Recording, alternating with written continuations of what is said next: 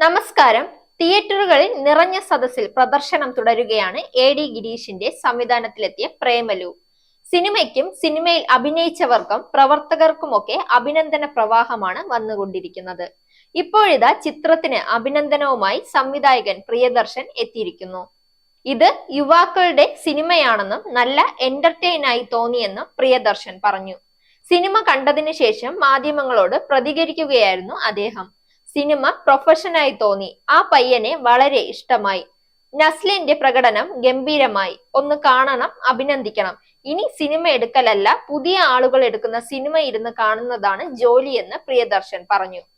നസ്ലിൻ, മമിത എന്നിവർ കേന്ദ്ര കഥാപാത്രങ്ങളെ അവതരിപ്പിക്കുന്ന പ്രേമലു ഒരു മുഴുനീള റൊമാന്റിക് കോമഡി എന്റർടൈനർ ആണെന്നാണ് പ്രേക്ഷക പ്രതികരണങ്ങളും റിവ്യൂകളും ഒരുപോലെ പറയുന്നത്. ദിലീഷ് പോത്തൻ, ഫഹദ് ഫാസിൽ, ശ്യാം പുഷ്കരൻ എന്നിവർ ചേർന്നാണ് പ്രേമലു നിർമ്മിച്ചിരിക്കുന്നത്. മികച്ച ബോക്സ് ഓഫീസ് കളക്ഷനോടെയാണ് ചിത്രം മുന്നേറുന്നത്.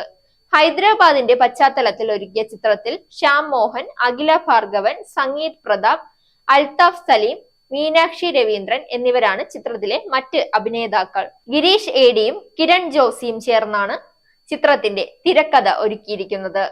Zag news, Thiruvananthapuram. നേരിന്റെ വാർത്തകൾ നിങ്ങളുടെ വിരൽത്തുമ്പിലെത്താനായി സാഗ് ന്യൂസ് ചാനൽ സബ്സ്ക്രൈബ് ചെയ്തും ഷെയർ ചെയ്തും ഒരു ശരിയായ മാധ്യമ നിലപാടിന് നിൽക്കാൻ ഞങ്ങൾ നിങ്ങളെ ക്ഷണിക്കുന്നു.